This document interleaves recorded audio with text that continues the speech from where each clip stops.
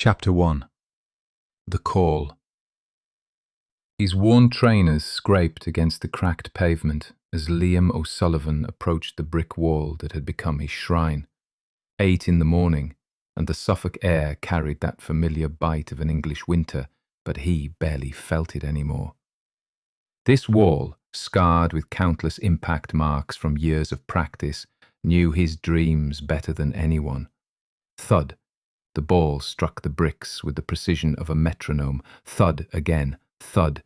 Each impact echoed through the narrow alley between the council flats, a sound that had become as routine as breathing.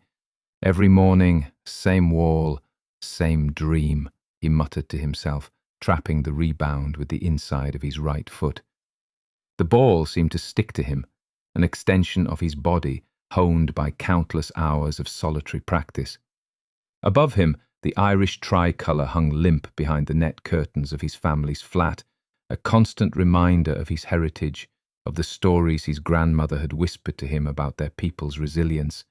"We don't give up easy, us O'Sullivans," she'd always said in her Cork accent, that 60 years in England couldn't quite soften. "We bend, but we don't break." Liam flicked the ball up with his toe, caught it on his thigh, then his shoulder, keeping it dancing in the air as he'd done thousands of times before. In the distance, beyond the maze of social housing and corner shops, the gates of Portman Road Stadium caught the early morning sun. Ipswich Town Football Club, his local team, his dream destination, the place where boys like him were supposed to make it. The ball dropped to his feet, and he unleashed a shot against the wall with such force that it rattled the windows above.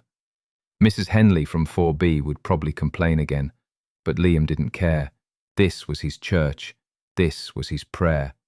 He wiped the sweat from his brow with the sleeve of his faded Ipswich Town tracksuit, a gift from his father 3 Christmases ago, back when the dream felt more certain, more within reach. The fabric was soft now from wear, the club crest slightly peeling at the edges. The alley fell silent, except for the distant hum of early morning traffic on the A12.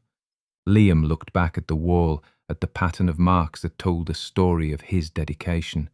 Each impact was a small act of faith, a declaration that he belonged somewhere bigger than this narrow space between buildings. He tucked the ball under his arm and headed toward the entrance to his block, fishing his keys from his tracksuit pocket.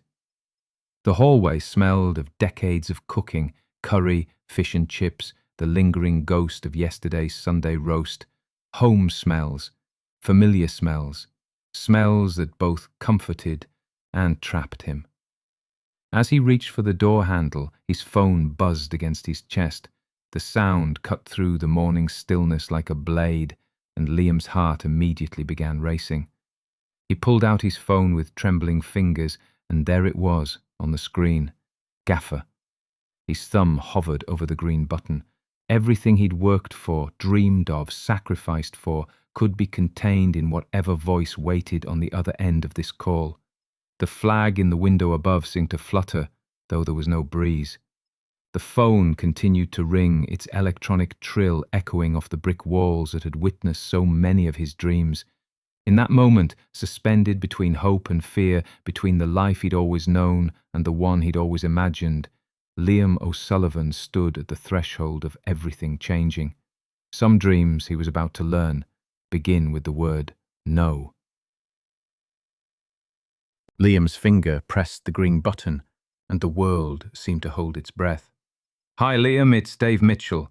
The voice was oddly professional, clipped, the kind of tone that delivered news rather than held conversations. "Thanks for picking up so early." "Course, Gaffer, I've been waiting for your call." Liam's voice came out steadier than he felt, years of interviews and trials having taught him to mask his nerves. He leaned against the brick wall, the same wall that had absorbed so many of his dreams. "Right, well, I'll get straight to the point. We've made our decision about the development squad position." The silence stretched between them like a taut wire. Liam could hear his own heartbeat, could feel the blood rushing in his ears. In the distance, a milk float rattled down the street, its electric hum the only sound in the world. We've decided to go with someone else, Liam. I'm sorry. The words hit him like a physical blow. Not a tackle that you could see coming, not a collision you could brace for. This was different. This was the kind of hit that came from nowhere and left you gasping on the ground, unsure which way was up. What? I don't understand. The ball slipped from under his arm and rolled across the pavement, coming to rest against a rusted drain cover. The trial went well, didn't it? Coach Henderson said, "Look, son, you're a good player, really good, but we need to think about the bigger picture here. The lad we've chosen, he's got Premier League experience, even if it's just youth level. His agent's got connections, and frankly, his family situation is a bit more straightforward." Straightforward. The word hung in the air like smoke. Liam knew what that meant. It meant his address, his accent, his father's job at the docks.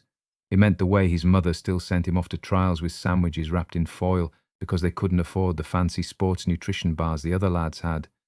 Is there, hesitantly, is there anything I can do? Any other opportunities? Dave Mitchell's sigh was audible through the phone. I'm afraid not, Liam. The academy's full, and there's a waiting list as long as your arm. Maybe look at some of the lower league clubs. Conference level might be more your speed. Conference level. Semi-professional. Part-time. The kind of football where you played on Tuesday nights for a few £100 a month and worked construction during the day. Right, Liam managed. Right. I see. Nothing personal, son, it's just business. You understand. But Liam didn't understand. He understood hard work and dedication. He understood getting up at dawn to practice when other lads were sleeping off their hangovers. He understood the taste of disappointment, the weight of expectation, the sound of his father's voice telling him that football was a mug's game, but supporting his dream anyway. Thanks for letting me know, though the words felt like swallowing glass. Best of luck, Liam, really. The line went dead, leaving Liam standing in the alley with a silent phone in his hand. The morning had grown lighter, and he could hear the familiar sounds of the estate waking up, radios playing, shower running, the distant slam of front doors as people headed off to work. He bent down to pick up the ball, its familiar weight suddenly feeling foreign in his hands. The leather was scuffed and worn, a map of every kick, every dream, every moment of hope he'd invested in this single sphere. But standing there, in the shadow of the building where he'd grown up, holding a football that suddenly felt like a burden rather than a promise, Liam wondered if maybe some dreams were just too big for some people. Maybe some walls were too high to climb, no matter how hard you threw yourself at them. The ball bounced once against the brick wall, a hollow sound that echoed his hollow feeling. For the first time in years, he didn't chase the rebound. Instead, he watched it roll away down the alley, toward the main road, toward a world that had just told him he wasn't good enough. Conference level might be more your speed. The words stung because they felt final. Not, try again next year, or keep working hard. Just a polite dismissal, a door closing with the kind of quiet click that reverberates forever. Liam looked up at Portman Road in the distance, somehow seeming darker in the growing daylight. From here, it looked smaller somehow, less imposing, just another building in a town full of buildings, in a world full of dreams that didn't come true. He pulled out his phone and scrolled through his contacts until he found his father's number.